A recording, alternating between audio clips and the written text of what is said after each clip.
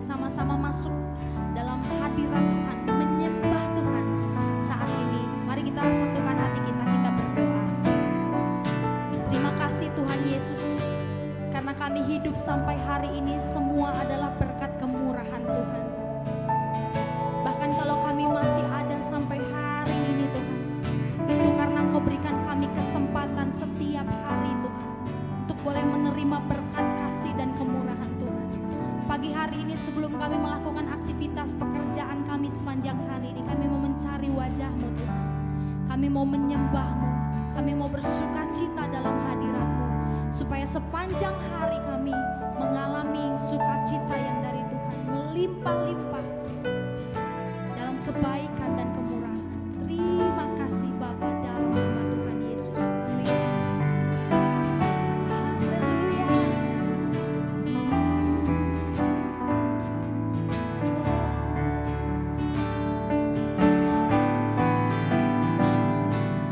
Kau hiasi kehidupanku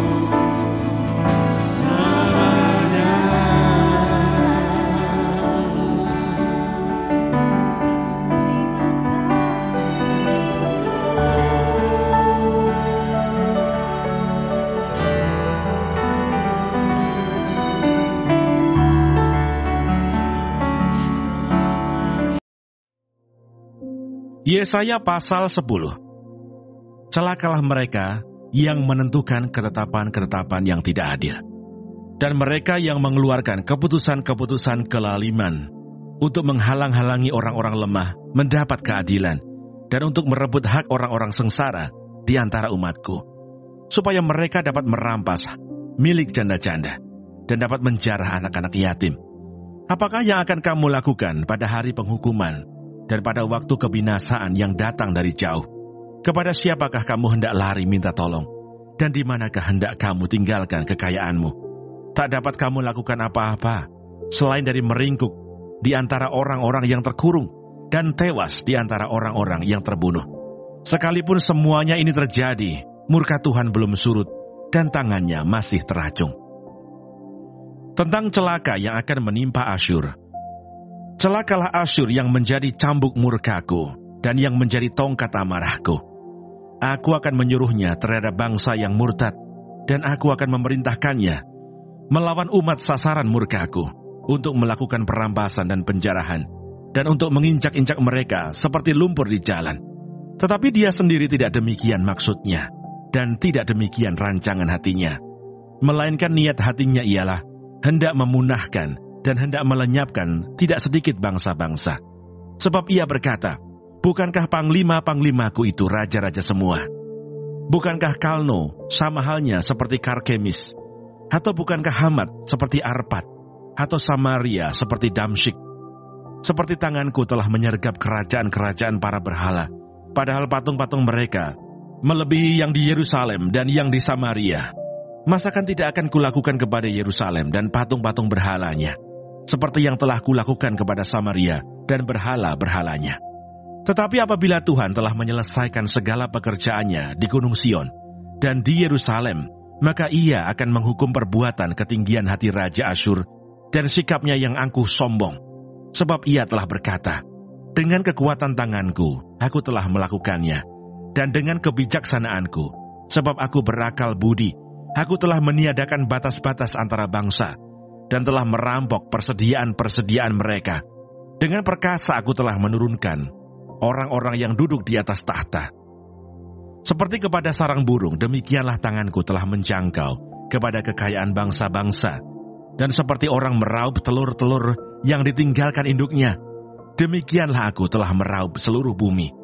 Dan tidak seekor pun yang menggerakkan sayap, yang mengangakan paruh, atau yang menciap-ciap.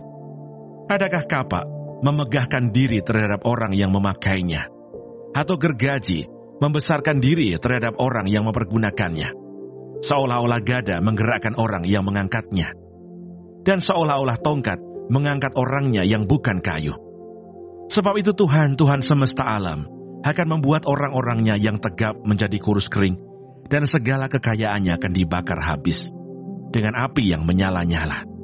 Maka terang Israel akan menjadi api, dan Allahnya yang Maha Kudus akan menyala-nyala, dan akan membakar dan memakan habis putri malu dan rumputnya pada satu hari juga. Keindahan hutan Asyur dan kebun buah-buahannya akan dihabiskannya, dari batangnya sampai rantingnya, sehingga akan menjadi seperti seorang sakit yang merana sampai mati. Dan sisa pohon-pohon hutannya akan dapat dihitung banyaknya, sehingga seorang anak dapat mencatatnya. Sisa Israel diselamatkan.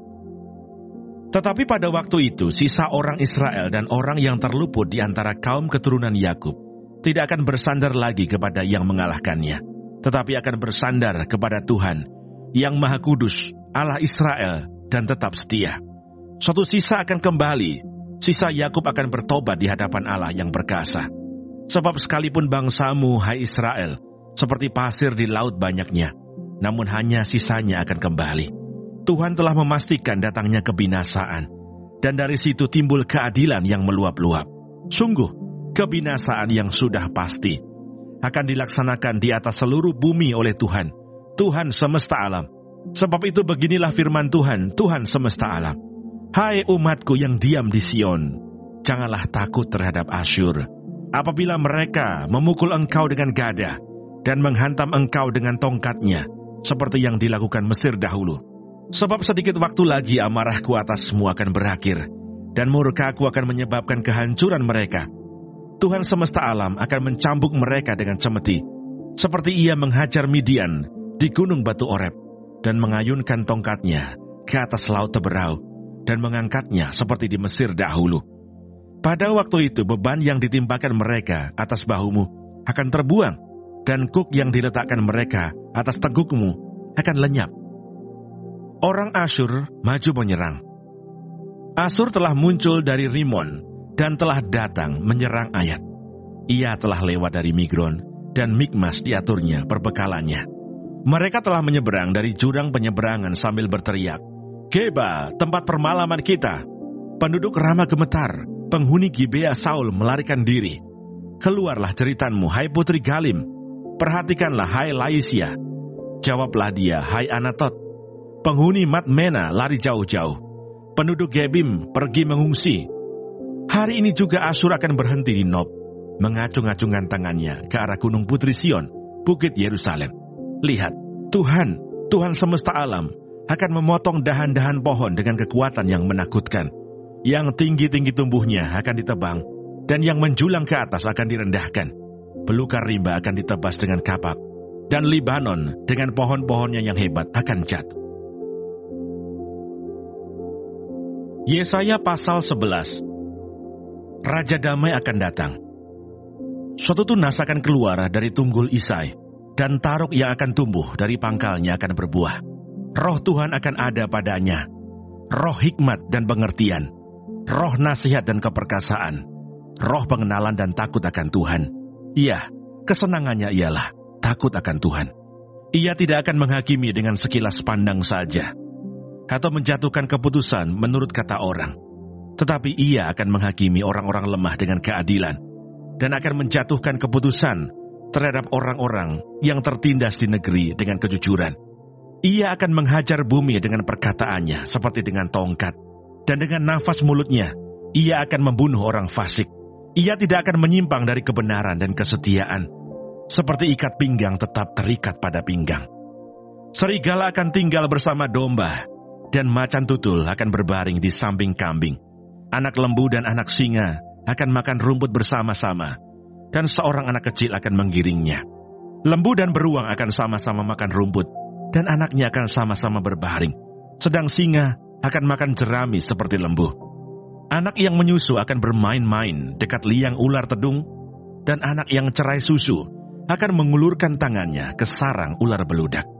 Tidak ada yang akan berbuat jahat atau yang berlaku busuk di seluruh gunungku yang kudus, sebab seluruh bumi penuh dengan pengenalan akan Tuhan, seperti air laut yang menutupi dasarnya. Maka pada waktu itu, taruk dari pangkal Isai akan berdiri sebagai panji-panji bagi bangsa-bangsa. Dia akan dicari oleh suku-suku bangsa, dan tempat kediamannya akan menjadi mulia. Sisa-sisa Israel akan kembali. Pada waktu itu Tuhan akan mengangkat pula tangannya untuk menebus sisa-sisa umatnya yang tertinggal di Asyur dan di Mesir, di Patros, di Ethiopia, dan di Elam, di Sinear, di Hamat, dan di pulau-pulau di laut. Ia akan menaikkan suatu panji-panji bagi bangsa-bangsa, akan mengumpulkan orang-orang Israel yang terbuang, dan akan menghimpunkan orang-orang Yehuda yang terserak dari keempat penjuru bumi. Kecemburuan Efraim akan berlalu, dan yang menyesakkan Yehuda akan lenyap. Efraim tidak akan cemburu lagi kepada Yehuda, dan Yehuda tidak akan menyesakkan Efraim lagi. Tetapi mereka akan terbang ke barat, ke atas lereng gunung Filistin, bersama-sama mereka akan menjarah Bani Timur. Mereka akan merampas Edom dan Moab, dan orang Amon akan patuh kepada mereka. Tuhan akan mengeringkan Teluk Mesir dengan nafasnya yang menghanguskan, serta mengacungkan tangannya terhadap sungai Efrat, dan memukulnya pecah menjadi 7 batang air, sehingga orang dapat melaluinya dengan berkasut. Maka akan ada jalan raya bagi sisa-sisa umatnya yang tertinggal di Asyur, seperti yang telah ada untuk Israel dahulu, pada waktu mereka keluar dari tanah Mesir. Yesaya pasal 12. Nyanyian syukur atas keselamatan. Pada waktu itu engkau akan berkata, "Aku mau bersyukur kepadamu ya Tuhan, karena sungguh pun engkau telah murka terhadap aku, tetapi murkamu telah surut dan engkau menghibur aku. Sungguh, Allah itu keselamatanku. Aku percaya dengan tidak gemetar, sebab Tuhan Allah itu kekuatanku dan mazmurku. Ia telah menjadi keselamatanku. Maka kamu akan menimba air dengan kegirangan dari mata air keselamatan. Pada waktu itu kamu akan berkata, bersyukurlah kepada Tuhan, panggillah namanya. Beritahukanlah perbuatannya di antara bangsa-bangsa. Masyurkanlah bahwa namanya tinggi luhur. Bermazmurlah bagi Tuhan, sebab perbuatannya mulia. Baiklah hal ini diketahui di seluruh bumi. Berserulah dan bersorak-sorailah, hai penduduk Sion, sebab yang Maha Kudus Allah Israel agung di tengah-tengah. Kami mengucap syukur untuk firman-Mu, biar Tuhan Engkau mengurapi setiap kami, Tuhan menumbuhkan hikmat dalam hidup kami, biar firman-Mu terus menguatkan kami. Tuhan berikan kami kekuatan dan kami menjalani hari ini. Kami percaya Engkau Allah yang terus memberikan kami kesehatan, berikan kami kekuatan. Terima kasih Tuhan. Bapa kami yang di surga, dikuduskanlah nama-Mu, datanglah kerajaan-Mu, jadilah kehendak-Mu di bumi seperti di surga. Berikanlah kami pada hari ini makanan kami yang secukupnya, dan ampunilah kami akan kesalahan kami, seperti kami juga mengampuni orang yang bersalah kepada kami. Dan janganlah membawa kami ke dalam pencobaan, tetapi lepaskanlah kami daripada yang jahat. Karena Engkaulah yang punya kerajaan dan kuasa dan kemuliaan sampai selama-lamanya. Amin.